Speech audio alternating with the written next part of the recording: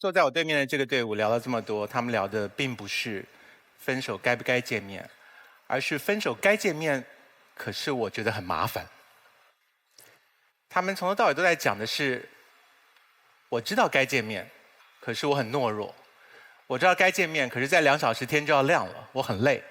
那所有的这些都是理由跟借口，可是不是该不该。他们心里面摆明了知道该，然后觉得做不到。参加每一期的《奇葩说》的这在场的100个人，都是跟我们一起承担我们所传递出去的那个结论的。你们现在按蓝色键的人做的是什么选择？就是我们《奇葩说》这一期传递出去一个结论：要分手的时候不该见面分。我想看到的这个结论的人都会十分的诧异，就是你们在说什么？谈恋爱的时候在一起，分手的时候不该见面分？你不觉得荒谬吗？你可以说我做不到见面分，或者会分得很狼狈，可是我们怎么可能去跟所有全天下的人宣布说，本期奇葩说的结论是我们恋爱的时候应该在一起，可是分手的时候不应该见面分？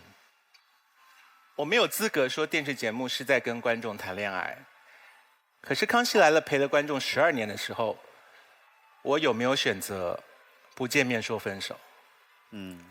我是很痛苦的告诉我的观众说结束了。我当时知不知道我在最后一集的时候会哭得很丑，我都不知道。我还要冒这个险在电视上面控制不住情绪，为什么？12年的情谊，你不该给人家一个交代吗？《甄嬛传》，我们姑且说它76集，你陪了这个女的成长76个小时，然后他说第76个小时的时候，我们会告诉你甄嬛真正的命运是什么。你摩拳擦掌，你充满期待。我的妈呀，我陪了你75个小时了，第76个小时，我总要知道你的人生迈向何处吧？第76个小时，噔，你收到一通简讯，甄嬛从此过着幸福快乐的日子。不播，这什么意思啊？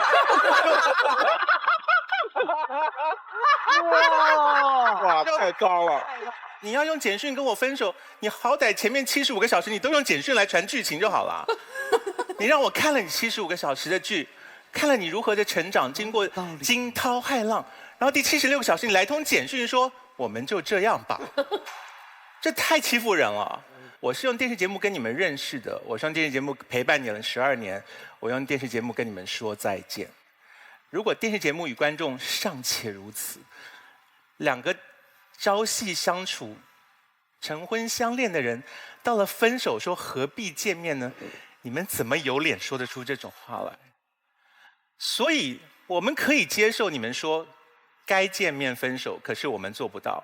可是我们难以接受你们说我们不该见面分手。对，那恋爱是珍贵的回忆，不管是你看他还是他看你，喜怒哀乐都要在里面。什么时候我们谈恋爱会在乎只留下美好画面，然后不想看到对方哭，跟不想自己在对方面前哭的？你跟人家分手没有好事情，见面很苦，充满伤心，可能吵架，那是你的代价。一个好的爱情，它要有一个深刻的结尾，一个好的人生要有一个像样的结束。葬礼我们都能够安然接受了，分手算个什么？所以珍惜一个痛苦的分手，把它纳入一个深刻的回忆中。然后如果是该而做不到，就光明正大的说该，可是我做不到，不要骗我们说不应该。谢谢。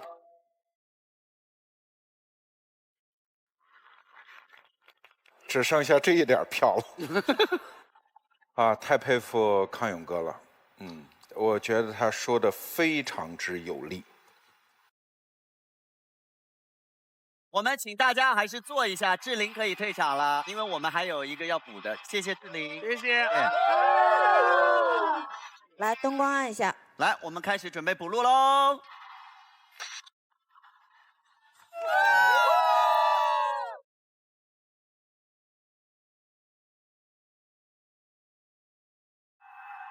怎么了这？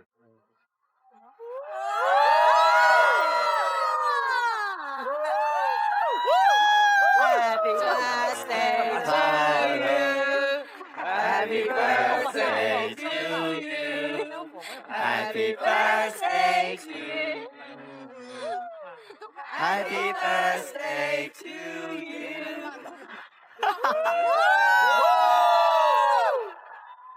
康永哥，生日快乐！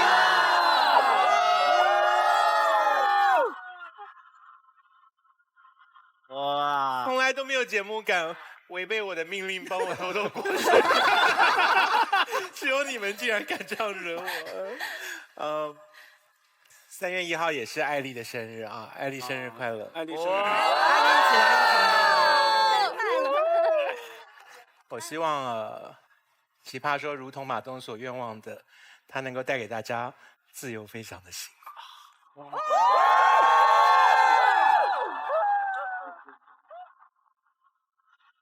谢谢康永哥，谢谢。谢谢你，亲爱的，谢谢志玲，谢谢。我能可以要个生日礼抱一下哦，可以吗？可以吗？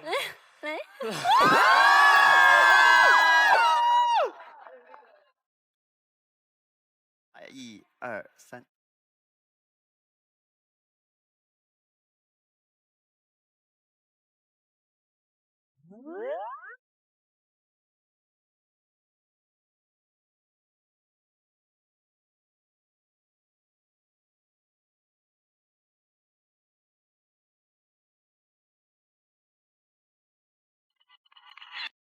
感谢掏出来搞事情的拍照黑科技小米手机冠名播出，以及奶后吐真言不添加香精的纯真酸牛奶联合赞助播出。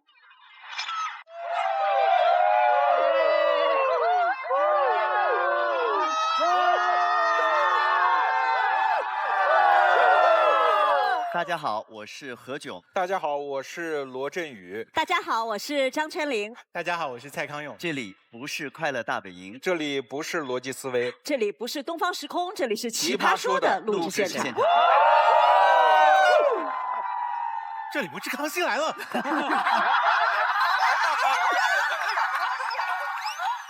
这里是奇葩说的录制现场。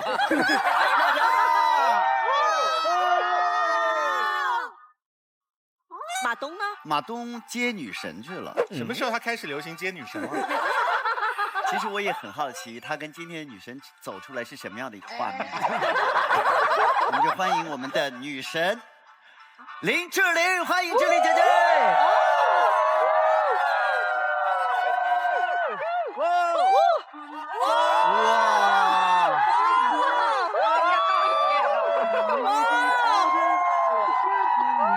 漂亮！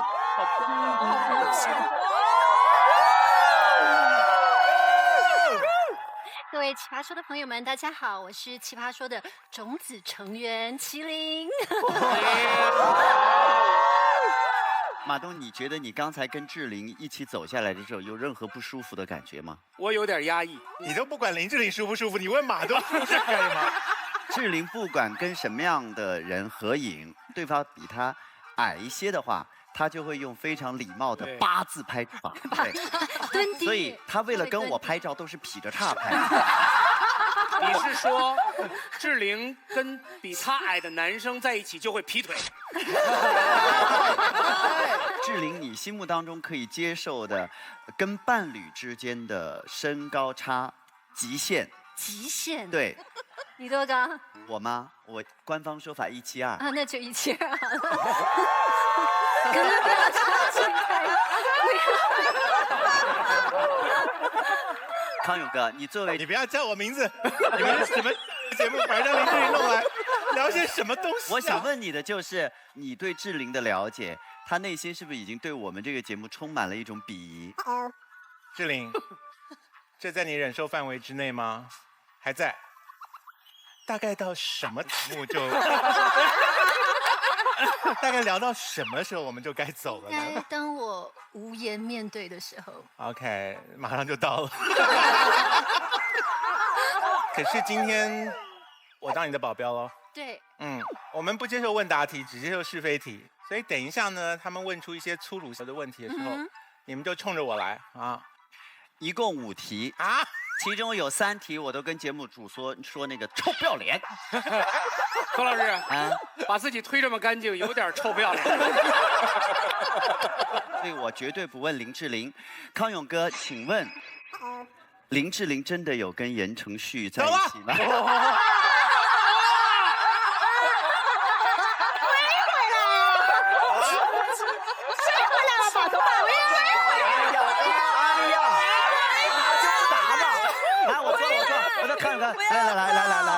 来，哎呀，这题就是我跟节目组说臭不要脸的那3题之一。哎，我刚没有听到题目的后半段是什么。言承旭有求婚吗？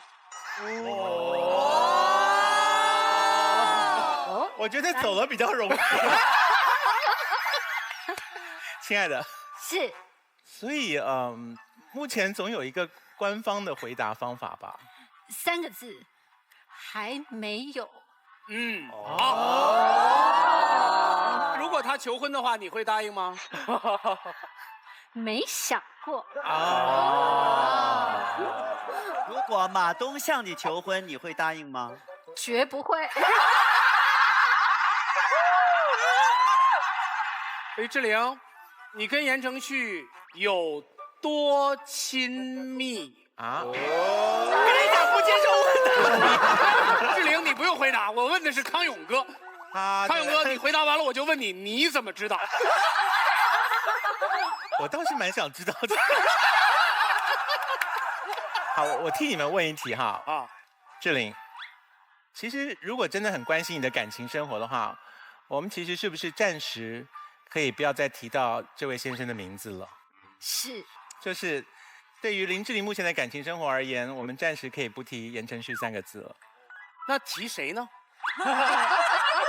我们进入到今天的议题好了。OK， 我本来真的还有一题，是什么题目啊？你还好奇？我也想知道。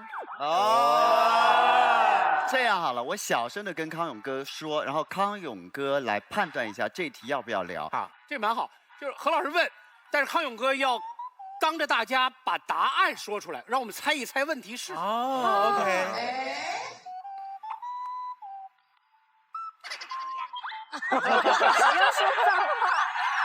问了什么？你说了不说问题的，康永哥你可以回答哎。据我所知是没有。OK， 好，来，太棒了你们去东七门的公众号下面猜一猜，猜中有奖。好，一来就搞事情，我们有一个跟我们一起搞事情的伙伴。掏出来搞事情的小米黑科技手机冠名播出，谢谢。奶后苦真言的纯真酸牛奶联合赞助播出，谢谢。来，请看小片。我是佩佩，我遇上了这段感情中最纠结的时刻，我要分手。可是到了这个时候，我又不知道该不该当面说，我决定还是不当面说，这样比较干脆。喂，我们分手吧。亲爱的，别闹脾气了，过2天就回来陪你，么么哒。要不还是发微信咒骂他的话文思泉涌，喷薄而出，在手机上写了满满3页的话，想要用小米长截屏功能截图发给他。不回信，点，这样肯定不行，还是当面说出口，感觉比较郑重。分手干架，该爆的粗口也一口气爆完，爽快而直接。分手吧。我就知道你变心了。当面分手就怕撕的尴尬，就算我错了，我们还是分手吧。不要啊！不要离开我呀！哎呀，闹这么难看，该怎么收场呢？我是佩佩，我很纠结，所以分手到底要不要当面说？3个渣男分手都不想当面说，还能干什么？我不会表述出我们是渣男，我还要说出对面是作女。哎，这个好啊，大胸作女。大胸作女。我这也能卖出去的咸鱼 APP。以及玩的不够大，别喝美年达的美年达果味汽水的大力支持。分手该不该当面说？今天要下凡的2位导师分别是罗老师，还有康永老师。好了，那么2位首先亮出你们的直方，用小米黑科技手机。罗老师说不该当面说，不该当面说。康永哥说该当面说。好的，我先问一问。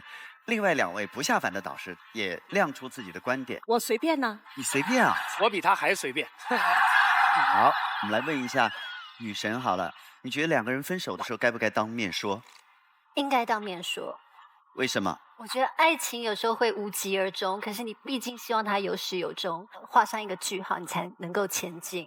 只有当面话才是句号吗？我觉得你当面的时候，你会更确定这件事情，就会变成你更可以沉淀，然后放下。好，我们来请现场的观众在辩论开始之前表达你们此刻的想法。如果该的话，按红色；如果觉得不该当面说，按蓝色的按钮。新趴资格战，本赛段每场比赛2位老奇葩陪1位新奇葩进行对战，获胜队得奖金，2位新趴中表现更优异者晋级，另一人待定。6场比赛后，导师从待定池中复活剩余人选，最终8位新奇葩进入下一赛段。3、2、1，停！压倒性的投票了，72位观众认为该，跟志玲姐姐的这个态度是一样的。好，我们请2位导师下凡，来。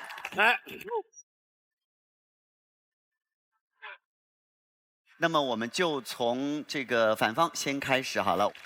好，刘凯瑞。刘凯瑞，日入20万的网络主播 K2吧，必杀技1人我饮酒醉。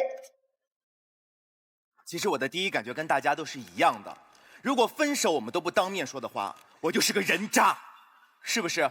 你们一定有这样的想法。是，我们只是说人渣这件事是。为什么凯瑞你在奇葩说第一次的互动是问观众我是不是个人渣？是。但其实呢，当我后来仔细思索了一下以后，你会发现事实并不是这样的。不如跟着我的想法来走一走。不要。哎呀！好，我宣布每队都只有1次的奇袭机会，又完了是吧？正方奇袭机会。真正的分手，见面说跟不见面说最大的区别是什么？就是有的时候见面，可能你给我的东西太直接了。而在文学创作上面有一种特别高深的手法，叫做什么？留白。什么意思呢？就是一篇文章我写到最后最精彩的部分，我往往不把它写出来，给读者一个想象的空间。那感情生活也是这样啊。与其说这样赤裸裸的分手的理由摆到我的面前，为什么我们不用留白的方式呢？可能他在离开我的时候，只是给我留下了一条简单的短信，上面写着时间不够了，我要走了，勿念。哎，我的妈呀！是生命要结束了。哎，这不叫留白，这叫悬疑。你要想他去干嘛了？是不是？我的女朋友她其实是神盾特工局的一个特工，她可能此时此刻在地球的某一个角落，在阻止核弹的爆炸，或者是他可能在某一个场合掏出了什么东西在搞事情，为了人类的和平而在维护些什么东西。他只是不想让他的头皮屑陪你过夜，这也是其中一种可能嘛。但是当我每天早上清晨起床的时候，推开我的窗门，我看到风和日丽的场景，我就会想象着，原来这美好的一切都是我用我伟大的爱情换来的呀，朋友们。我虽然失去了我的女朋友，我虽然不能跟她当面说分手，但我可以对着天边呐喊：我爱你呀！这个观点它帮我置换掉了什么？置换掉了就是当面分手时候必然会出现的那种尴尬，彼此伤害。我记得我小时候，差不多是10年前，我还是个幼童的时候，我爸爸经常跟我说，幼童是有多幼啊？就孩子的时候，我爸经常跟我说一句话，他说：“啊，你这个事儿啊特别认真，你不要给别人打电话说，你跟别人当面说，因为父亲会觉得打电话好像是一个不够正式的行为。这件事情如果足够重要的话，我们必须当面去交流。”没隔几年，我们开始出现了 email。邮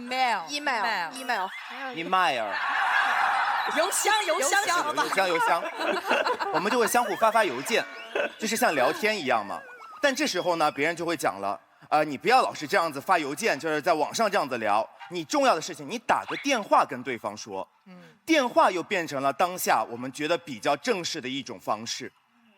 又隔了几年，我们出现了微信，我们开始在软件上面相互交流。但是当我们发现有一些特别正式的工作的邀约的时候，我们都会选择用一个有头有尾的邮件的格式去进行邀约。对，因为这个时候邮件似乎又变成了比较正式的一种方式。是。现代社会大家都在不断的进步，我们的社交方式、交朋友的方式已经不再局限于面对面的相亲。我们很多时候通过一些社交软件就可以打开我们的感情。为什么我们在座的这么多朋友，你们的感情可以从陌陌上的一句开始，而不能结束于微信上的一句分吧呢？谢谢大家。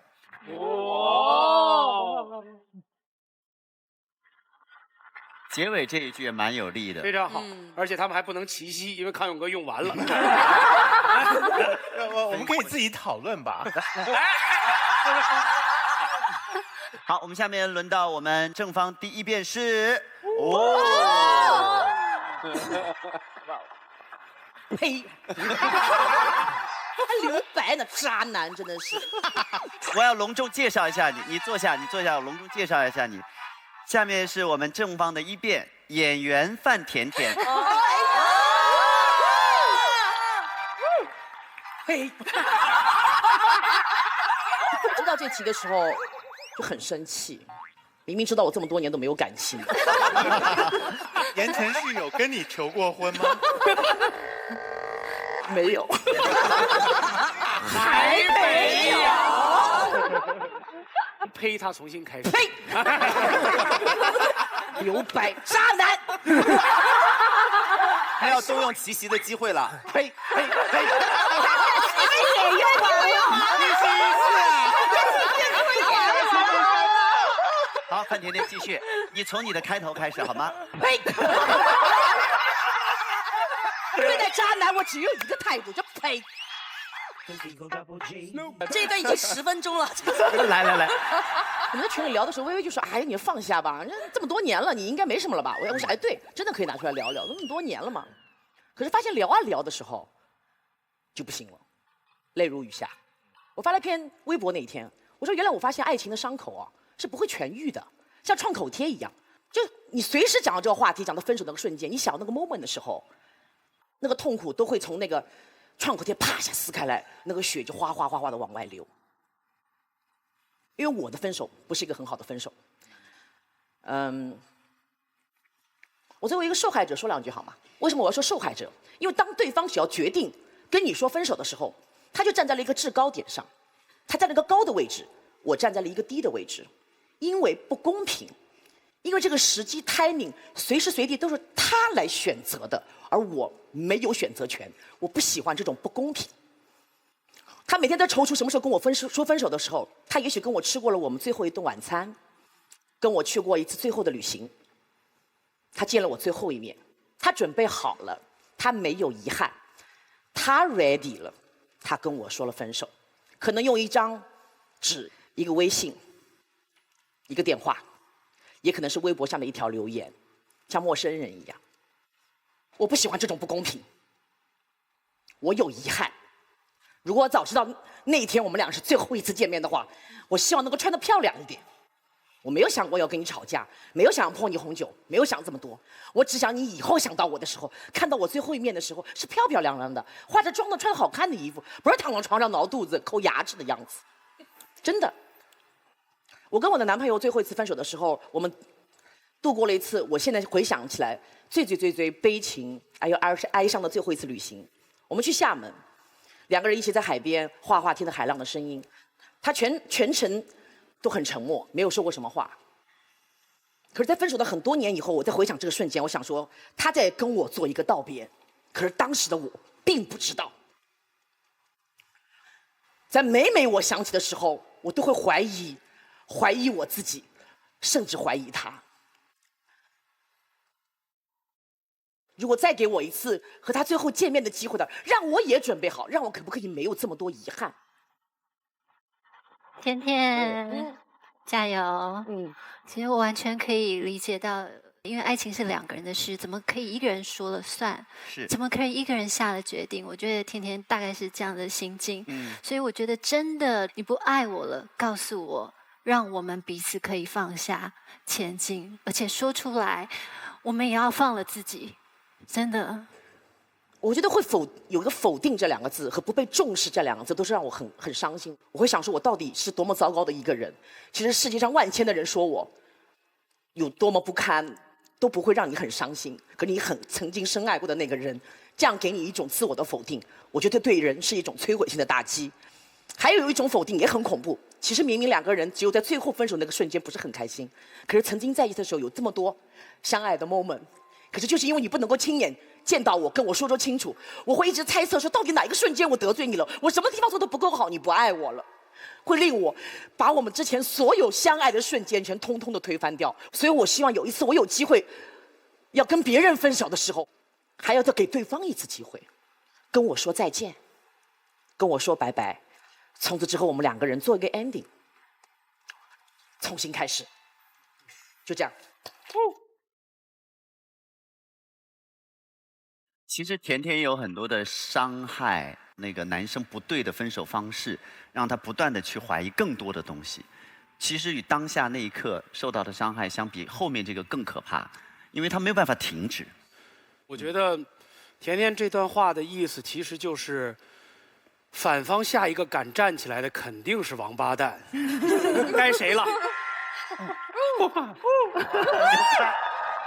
为什么我们这边都是幼童在出场？来吧，永开。其实从甜甜姐的那个一番发言里面，我听出了很多遗憾。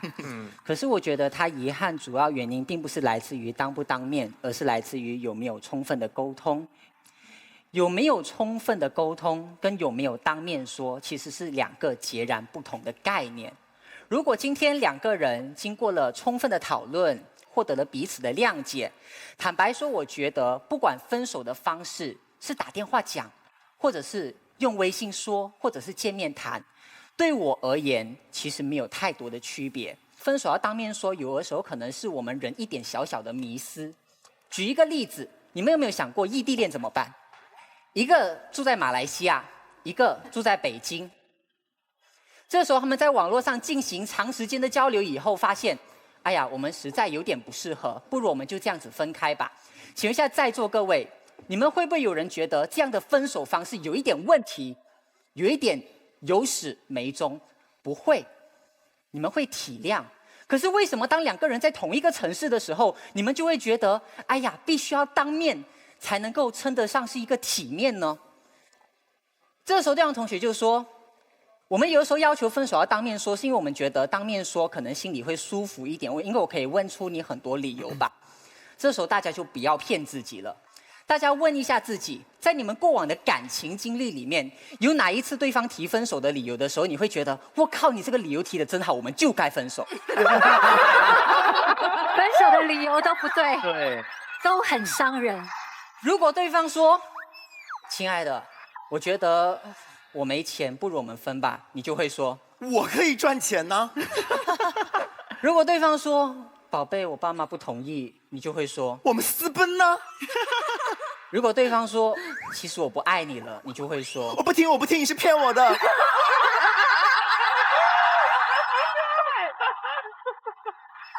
所以这个时候大家发现没有，分手这件事情本来就是一件不太愉快的事情。你使用任何方式，坦白说都没有办法淡化这一种不愉快。讲到这里，我想分享一下我心目中理想的感情状态啊，这是第一次。我觉得就2个字，轻松。轻松的开始，轻松的结束。可是我有一点怕，如果在座各位都像对方那样把分手想得太过沉重，就是必须要像离婚那样见面签字才算是完成了对彼此的道德义务的话，那么我们有可能在感情的开始的时候，就因为把爱情看得太重，没有办法好好的享受爱情。我的微博有的时候也会收到很多不同的私信，其中有一部分私信是问感情问题，我也不明白为什么。然后其中有一类型的感情问题，我每一次看到的时候，我都会觉得眉头一皱，就是他们会问我，有一个男孩在追我，可是他没钱，我要不要跟他在一起？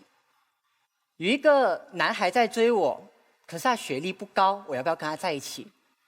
有一个女孩，她说她喜欢我，可是问题是她的父母好像不太喜欢我，我要不要跟他在一起？我觉得现在的人有的时候把爱情看得太重，看得像婚姻那样重了。我觉得也许我们可以开始学习如何用平常的心态去面对爱情。那么怎么用平常的心态来面对爱情呢？我觉得就从平淡化分手这一步开始吧。未来如果有机会遇到一个我心目中理想的对象的话，我会希望我们的感情状态是这样子的：悄悄的来，悄悄的走，挥一挥衣袖，太悲哀，不带走一片云彩。我知道我这样的想法可能有点天真，可是我希望我可以永远保留这一种天真。谢谢。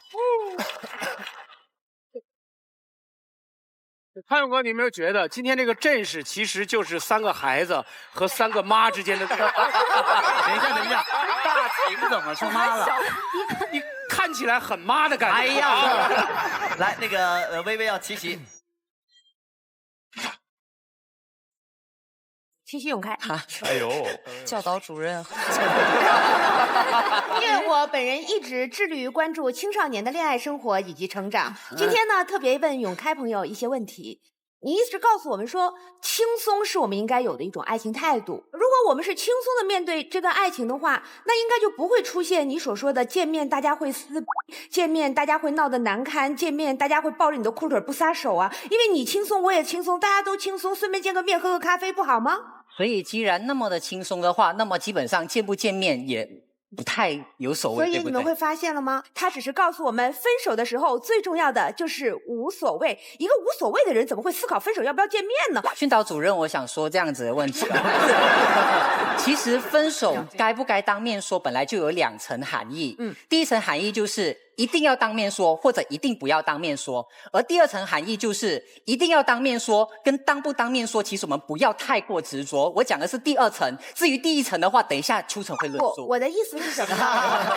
永开，我只澄清一句啊，我们的话是说给那些本身就把分手看得很轻的人的，那我们就没必要说给他们听，因为他们不会为分手苦恼。而我们今天说话的受众是谁？是那些会为分手感到痛苦，会觉得分手沉重的人。这样的话才有建设意义。你不要拿你的举重若轻去看人家的举轻若重。谢谢。好，现在到我们这个正方的2辩，来，赵大琴，加油。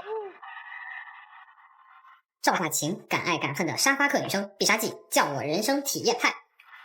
其实我觉得我和永开有一个根本上的爱情观的差异。他觉得他要的爱情是轻松，可是我要的是什么？我要的是热烈、真实而且深刻。当面分手到底是一种什么感觉啊？如果你有试过的话，你一定知道，我们可能砸酒瓶，我们可能互相撕，我们可能做出一切过分的举动。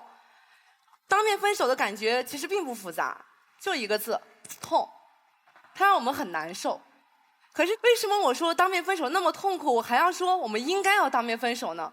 在回答这个问题之前，我想讲恋爱的另外一个部分，我们恋爱开始的那个部分，可能也是我觉得恋爱最美好的那个部分，它叫做心动。心动这件事情的神奇之处在于，它没有理由，它不分时间，不分地点，我们可以对任何一个人产生那种奇妙的化学作用。我们可以在春夏秋冬的任何时候，在操场上，在商场里，在沙滩上，我可以因为他的笑很好看，我因为他的眼睛很甜，我因为他说的某一句话戳中我的心窝而感觉到心动。这种心动很美妙，这种心动很神奇，这种心动来的太容易了。我们有了心动，我们就有了一扇大门，我们可以走入到一个新的恋爱关系里面去。可是恋爱真的是那么容易的一件事情吗？我想问问大家，大家在从小到大到底对多少个人心动过？数得过来吗？可是大家到底有和多少人发展了一段恋爱关系？因为其实我们心里都知道，我们的恋爱需要付出那么一点点的代价，而这一点点的代价可能就是我们需要当面分手的那种痛。那种痛太难过了，以至于我们想到的时候，我们明明看着对方人的那个脸那么可爱，那么性感，我们甚至恨不得下一秒我们就能冲上去。但是我们没有，因为我们会思考，还是那个痛苦，我们真的能够面对吗？或者还有一种选择，我们觉得我们太爱这个人了，我想到当面分手也阻止不了我对他的那种爱。但是如果我愿意承受这份风险，和这个人再次走进去的时候，我知道我对这份感情到底有多么的珍重。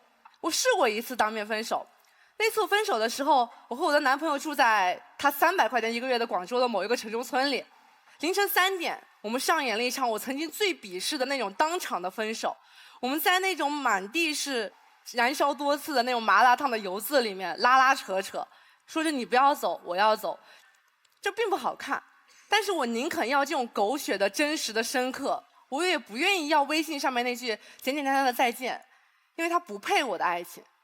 我只想告诉你说，你必须要接受当面分手的这种痛苦。我们知道分娩很痛，可是痛的分娩是什么？是新生，是一段更加珍贵的美好的爱情。谢谢。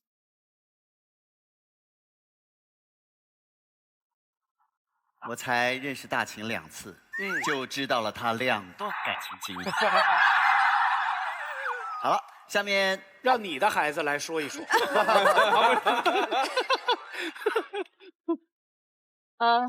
我觉得我特别惨，我本来就是一个特别丧的人，然后要打一个这么丧的题，抽了这么丧的一个立场，对对方3个这么丧心病狂的对手，我要说当面说分手，我连比赛都不是很想当面打。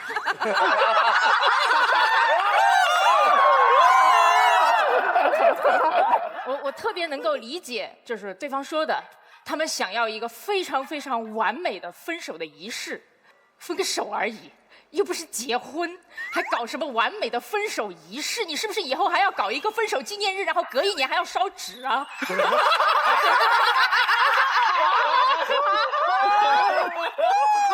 累死我了！他们的伎俩在哪里？就知道吗？我要给你们的分手增加无数的压力和成本，这样你就不敢分手了，好吧？可是今天我要论证一个我特别困难的选题，我从我们正在做的好好说话做起。哎呀，对方辩友都为我鼓掌，谢谢。对方辩友。那个我们做这个付费音频产品呢，经常收到各种各样的问题，但是有一类问题，我觉得是太难回答了，就是分手的时候应该怎么样的好好说话。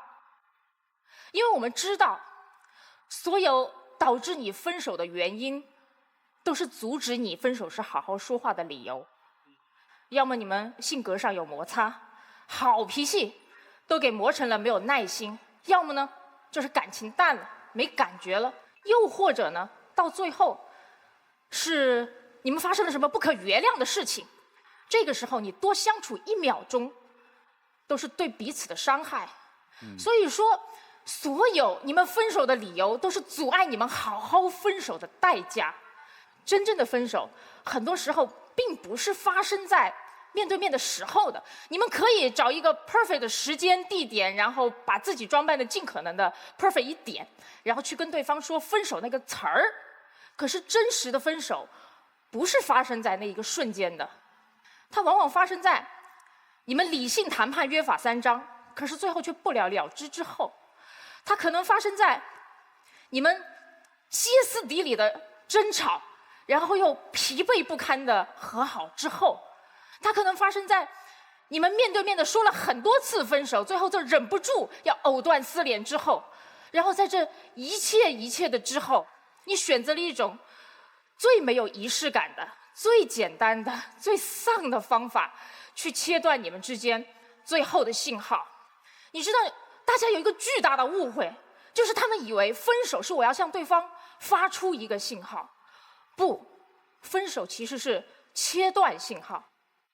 真正的分手，其实是你们再也不说晚安了，你们作为朋友都不问候了，你再也不关心他是不是已经有了新的喜欢的人了，你再也不去想他现在过得好不好了。你在手机里面打下了一行字说，难道我们就这样了吗？到最后却把他们全删了，没有发出去的时候，这才是你们真正分手的时候。所以为什么说你们之前的想象都是错的呢？因为你们想象分手是一场盛大的闭幕式上面的烟花表演，可是不是，分手其实是所有的烟花都散去之后无尽的空洞和冷漠。好，可以，好的。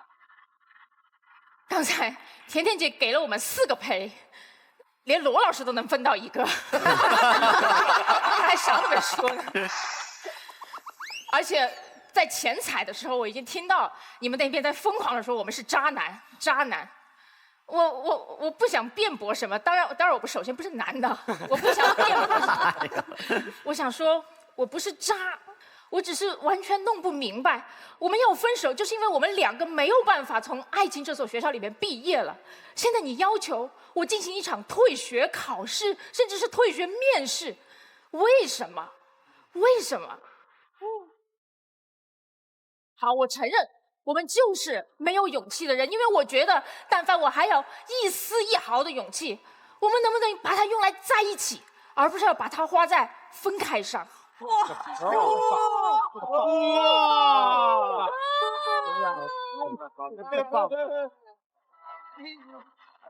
好，厉害！棒！好，到我了。来，委员。很怕你们文艺青年。你们泡妞的时候说都是月亮惹的祸，姑娘今晚的月光真美，就是不把“这个字说出来。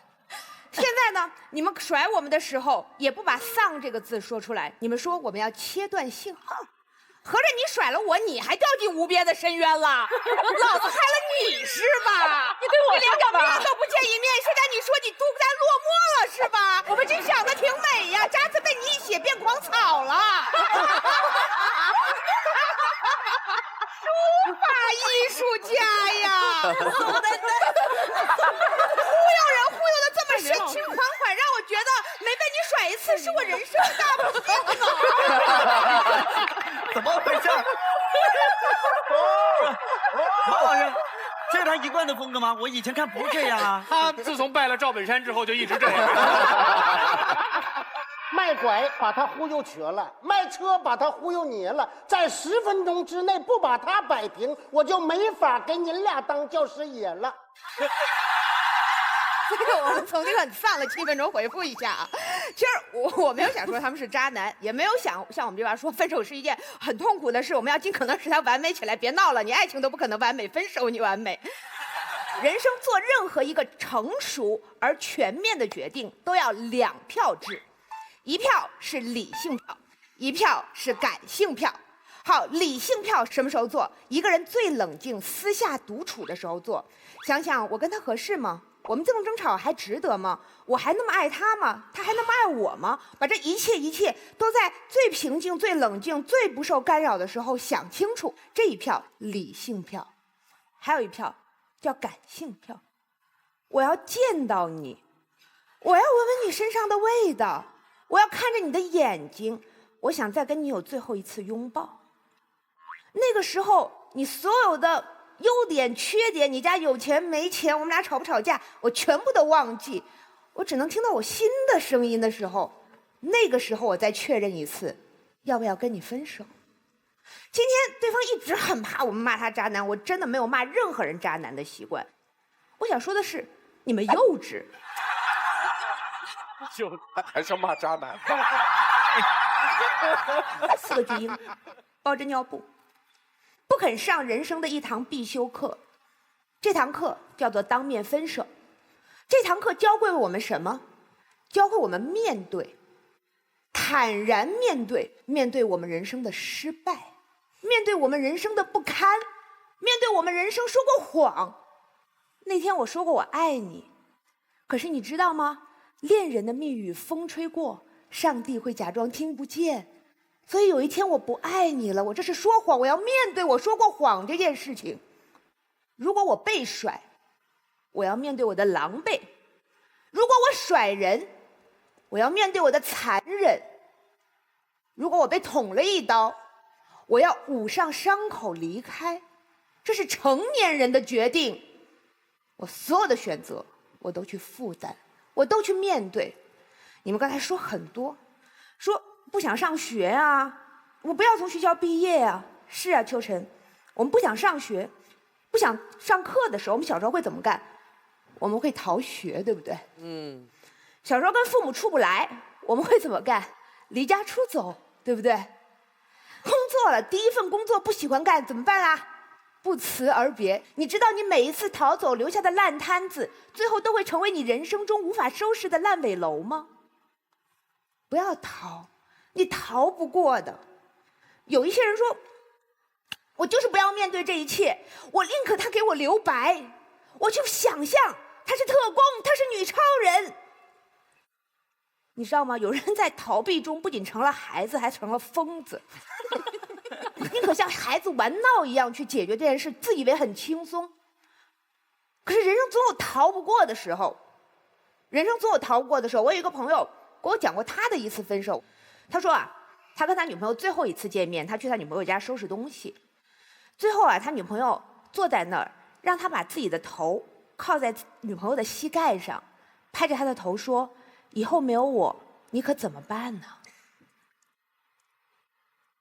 他们都哭了，他们礼礼貌貌的告别，体体面面的分手，从此再没有相见。这是成年人的分手。面对自己，面对对方，面对这次离别，因为你逃得过生离。我想问一个问题，你们逃得过死别吗？今天你不想跟一个人分手，你明天不想一个人死去，那个时候没有完美结局。可是我们的勇气是什么？面对不完美的结局，并体面地收拾自己的烂摊子。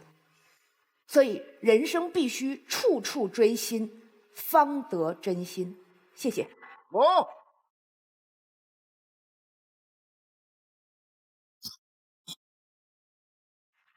我在想什么分手有可能是完美分手，我没有想到过。我刚刚正好一不小心看到志玲，我们两个同时就是，哇，眼眶一湿。那个还算是我听过的完美分手。是，绝对是，我觉得是非常感人的，因为其实你会希望对方也好好的走下去。我也曾经像甜甜一样，在男生没有说清楚的情况下，我被告知分手。你会长期处在一个非常莫名的恐惧、伤害，好像每一件事、每一句话、每一首歌都会让你掉进一种苦海和眼泪当中。所以那时候我也会自己想说，我宁愿你不要这样折磨我，我有勇气去面对你。我们断舍离这些事情，我们才可以前进，才可以放过自己，然后继续走下去。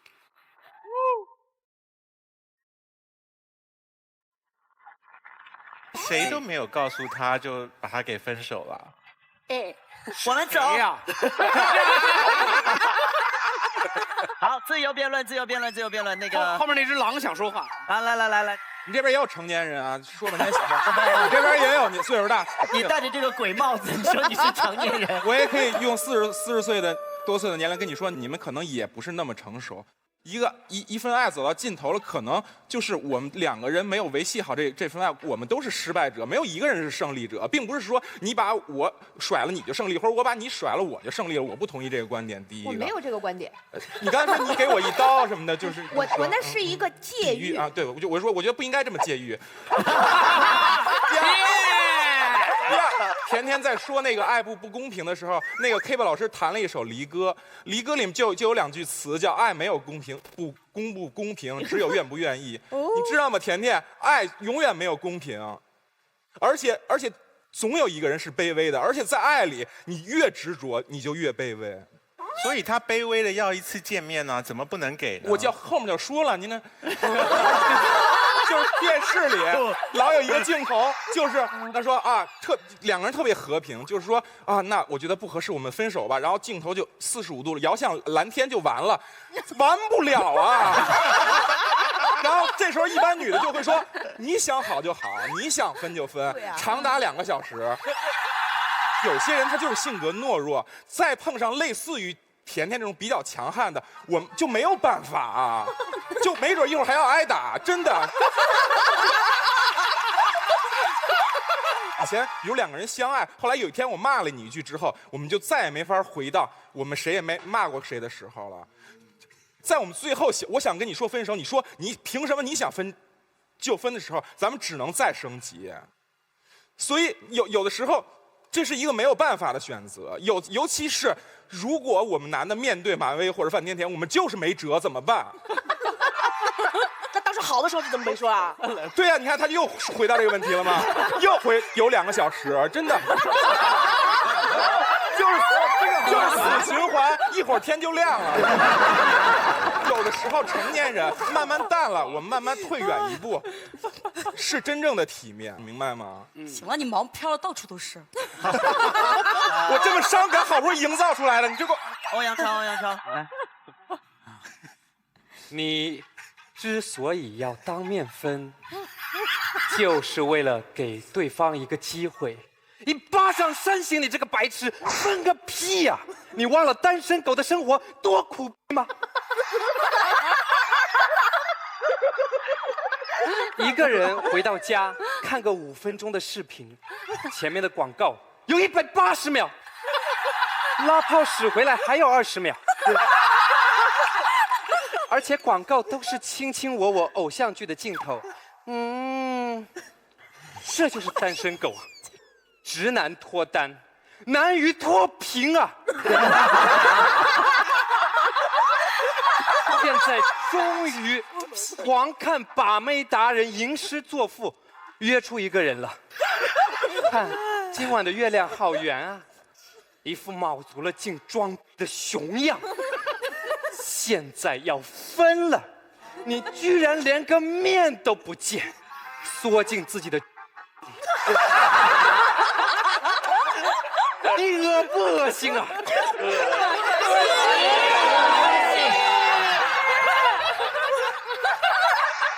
马老师，你是在哪一句流泪的？哪一句流泪的？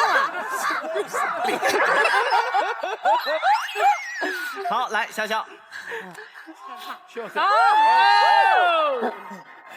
说实话，其实我刚才有点不太同意马薇薇形容的那种分手，因为我觉得听上去比我初恋都美。真的存在，就是黄执中。马薇提到你谈恋爱分手，你有2张票，一张感性票，一张理性票，你都以为是辩手在谈恋爱吗？正常人谈恋爱就1张票，感性票看脸。我发现很奇怪，对面3位女生啊，她们其实好像一直在控诉，说是男生没有给她们一个当面的分手。甜甜要的是体面的分手，大秦要的是热烈又浪漫的分手，马薇薇要的是一个成熟的分手。你们身边有这样的直男吗？我们只能得到一个欧阳超式的分手。我不知道有没有遇到过这种情况啊？你跟人非常激烈的争吵完事了之后，你回到家，但刚才没有发挥好。是不是？我会有这种情况。我每次都奇葩说出这感觉。他把我的时候，我怎么就蒙住了呢？我当时应该回怼呀！你们看，不当面分手，我们用短信、微信就可以非常讲很久，还可以丰富自己的措辞和逻辑。别的朋友，你看，当你不当面分手的时候，你就敢跟辩手谈恋爱了吧？谢谢大家。好，来听听看不下凡导师的想法。刚刚全林老师好像很有感觉啊。其实关于分手这件事情啊，我一直在回忆我自己。我为什么一开始说我没有一定的观点要当面分还是不是当面分？因为我自己经历过当面分的，也经历过没有当面分的。经历过很多之后，我最后得出的结论是，我学会了一件事情，叫做不再驾驭感情，而是懂得感情。什么叫驾驭感情呢？就是你先给感情设计了一个模式，比如说感情应该是轻松的，比如说分手应该是漂漂亮亮的。你再设计一个感情，那是属于你自己的。我后来发现，其实感情这件事情哦，它是两个人的事情，是两个人画反的最终结果。你驾驭不了，你只能懂得。所以今天如果一定要想说我要分手的话，我该怎么办？我想了想，也许我会给对方发一个微信，我告诉对方说，我想我们不需要再继续走下去了，至少我觉得有困难。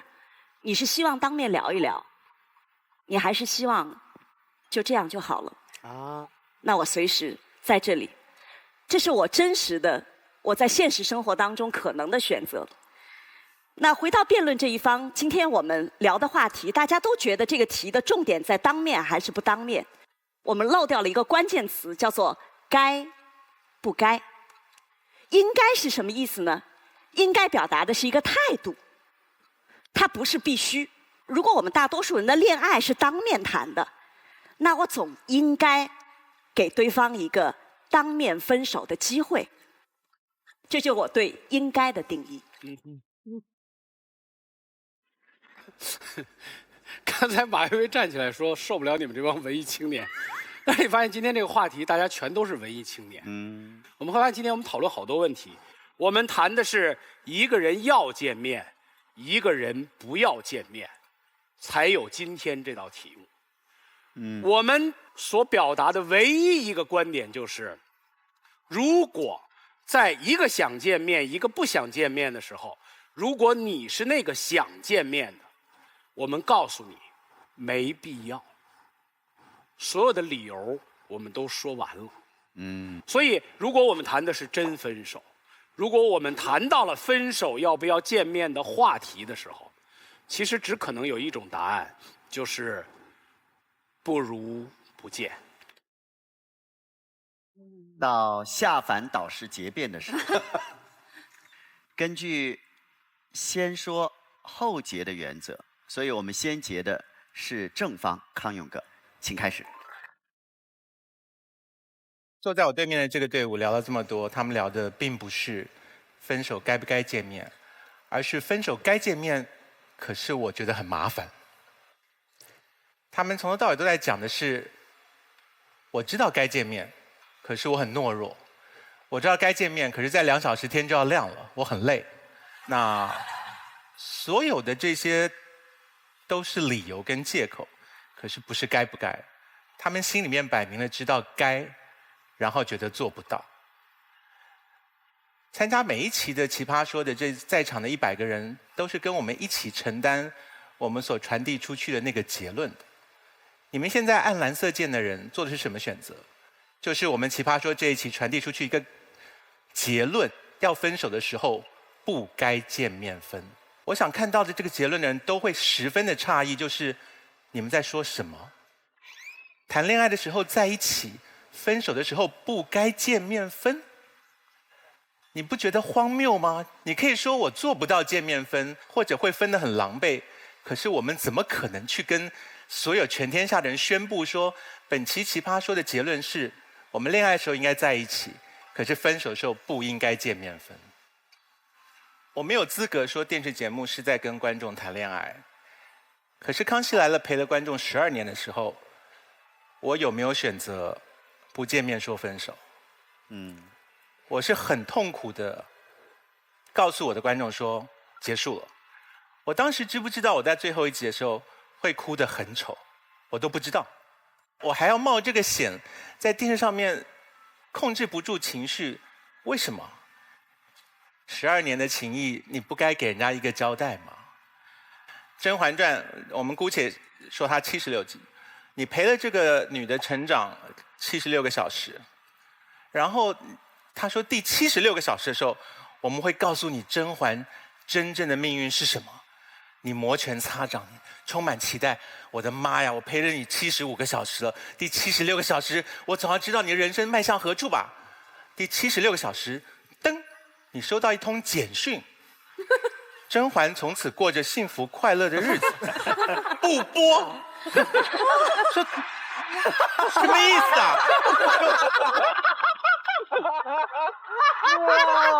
哇，太高了！你要用简讯跟我分手，你好歹前面75个小时你都用简讯来传剧情就好了。你让我看了你75个小时的剧，看了你如何的成长，经过惊涛骇浪，然后第76个小时你来通简讯说我们就这样吧，这太欺负人了。我是用电视节目跟你们认识的，我上电视节目陪伴你了12年，我用电视节目跟你们说再见。如果电视节目与观众尚且如此，两个朝夕相处、成婚相恋的人，到了分手说何必见面呢？你们怎么有脸说得出这种话来？所以我们可以接受你们说该见面分手，可是我们做不到。可是我们难以接受你们说我们不该见面分手。对，那恋爱是珍贵的回忆，不管是你看他还是他看你，喜怒哀乐都要在里面。什么时候我们谈恋爱会在乎只留下美好画面，然后不想看到对方哭，跟不想自己在对方面前哭的？你跟人家分手没有好事情，见面很苦，充满伤心，可能吵架，那是你的代价。一个好的爱情，它要有一个深刻的结尾，一个好的人生要有一个像样的结束。葬礼我们都能够安然接受了，分手算个什么？所以珍惜一个痛苦的分手，把它纳入一个深刻的回忆中，然后如果是该而做不到，就光明正大的说该，可是我做不到，不要骗我们说不应该。谢谢。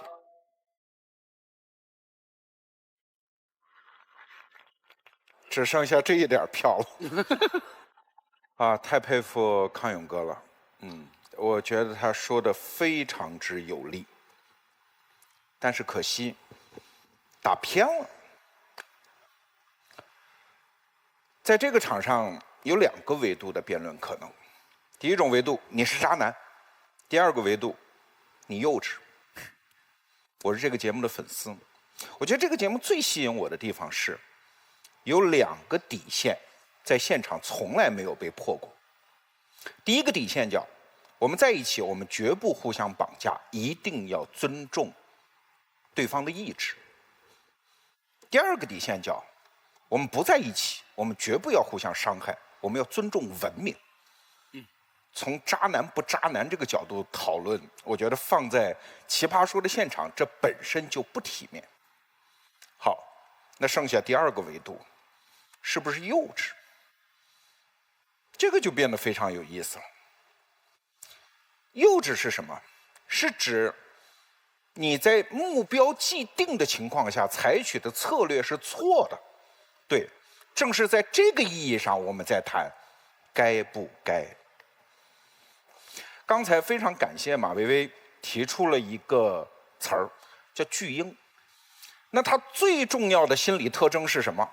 就是我心念一动，这个世界就应该按照我的意愿来活动，这就是巨婴。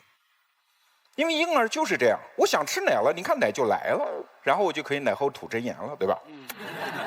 天爷啊，分手有那么容易吗？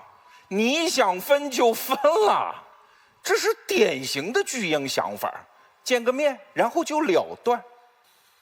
下2个字的判词：幼稚。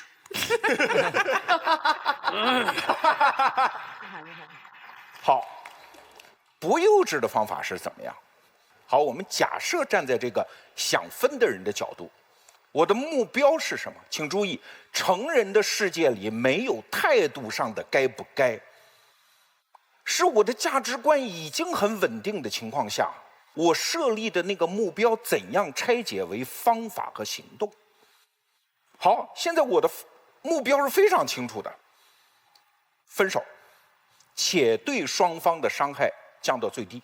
那么方法应该是什么？我们先看它的反面，撩妹的方法应该是什么？陈明老师要撩妹会非常痛苦，因为你善于讲大词儿。但是正确的撩妹方法是什么？是具体，不是抽象。所以在撩妹学上有2个关键词，一个叫上推，一个叫下切。下切就是回到具体的语境，对吧？比如女孩子要撩汉子，最重要的一招就是，比如说拿出抹手油，哎呀，挤多了，把手拿过来抹，抹完了就撩完了。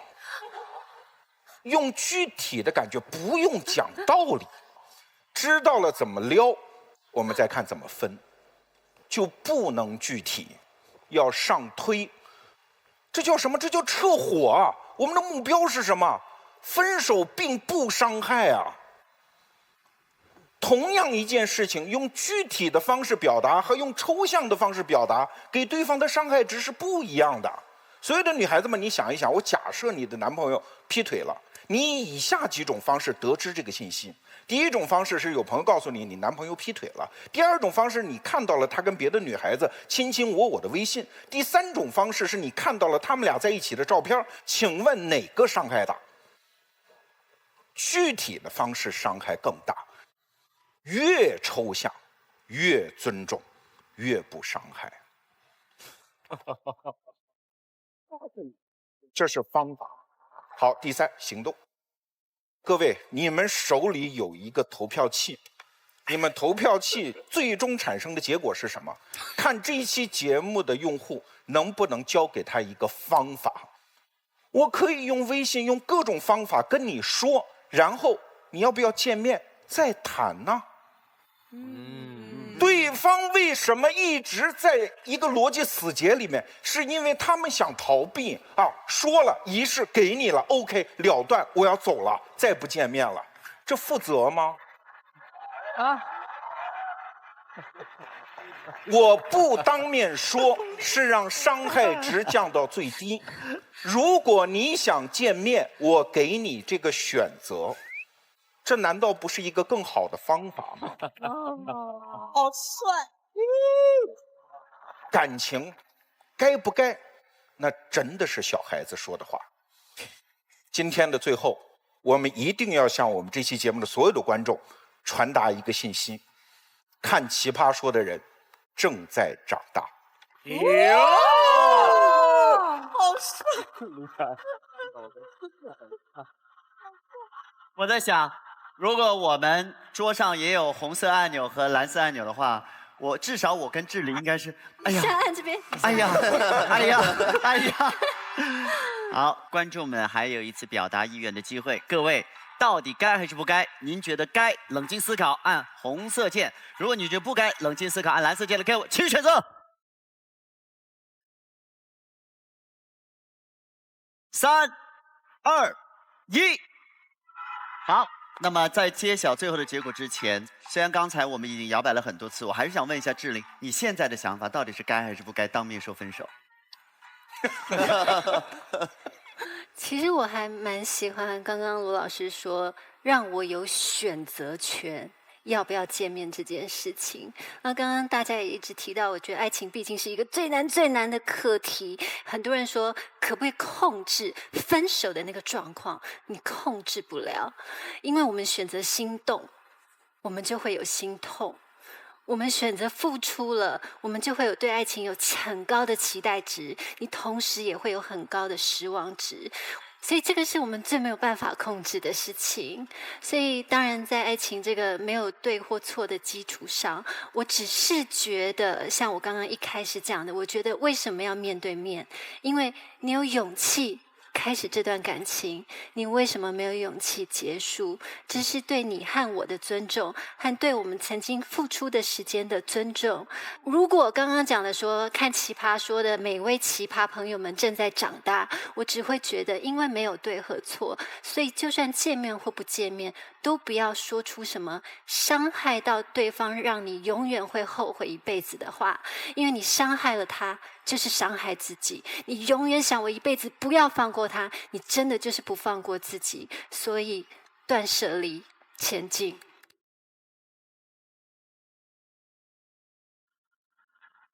我其实想给一个我自己关于辩题之外的感想。我其实一直在观察田玲，因为可能她正好坐在我的视线最正方的样子。我从来没见过她整期都会这么的情绪激动，而且一个感情出现问题，常常不是你一个人的错，那为什么要一直惩罚你自己呢？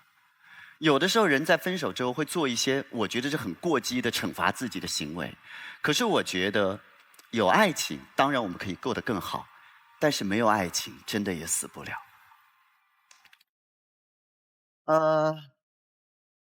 要看结果了。好，当然我们之前还是要感谢我们有很多合作伙伴。哇呼，这也能卖出去的咸鱼 APP。玩的不够大，别喝美年达的美年达果味汽水，对节目的大力支持。另外，大家要用吃嗨了喝嗨了，也不如看嗨了的爱奇艺 VIP 来看我们节目的视频，谢谢。好，我们来公布今天的结果，到底最后获胜的是哪一方？来，请看。哇哦！祝贺！获得了由纯真酸牛奶为我们提供的10万元的纯真奖学金，祝贺！给最幼稚的人，最幼稚的人。来，我们要辛苦志玲、还有马东老师和全林老师，请你们在自己的题板上写下你们认为今天这场表现得更为优秀的新奇葩的名字。一位是刘凯瑞，一位是赵大晴。这个还挺难的。请亮结果。使用手机百度搜索奇葩说，说出你的辩论观点，加入奇葩说吧，说出你的辛辣观点。登录新浪微博参与奇葩说话题词讨论，加入微博奇葩辩论团，一起比比起来。泡圈泡剧泡爱豆尽在爱奇艺泡泡社区，快来关注奇葩说的爱奇艺泡泡圈子吧。微信关注米味小卖部，买好厉害薯条，看新老奇葩斗智斗勇，吃好厉害薯条数你厉害。关注微信公众号东西门，讨论节目辩题，看节目未播花絮，共赴有趣的高潮。请亮结果。好，刘凯瑞3票，祝贺刘凯瑞晋级到下一轮。同时，大秦没关系，我们还是再定，还有机会，好不好？谢谢。同时呢，我们在这里要跟我们所有节目的观众分享一个好消息，大家访问小米商城来参与活动，我们每一期节目都会免费送出10台的小米手机。哇！再一次感谢掏出来搞事机的小米黑科技手机对我们节目的冠名播出，下期见！谢谢。今天结束的时候，康永哥问我说：“怎么样，志玲跟你想象的一样吗？”我说：“她比我想象的还可爱。”我看到甜甜讲了她的故事，其实我觉得很多时候你自己的经历是最真实的一个分享。那我也愿意很真诚的去告诉大家我的故事，因为在爱情的天平上，大家都是平等的，感觉到他的那个心痛，也会想到自己曾经也这样子经过，想要告诉他，这是可以度过的。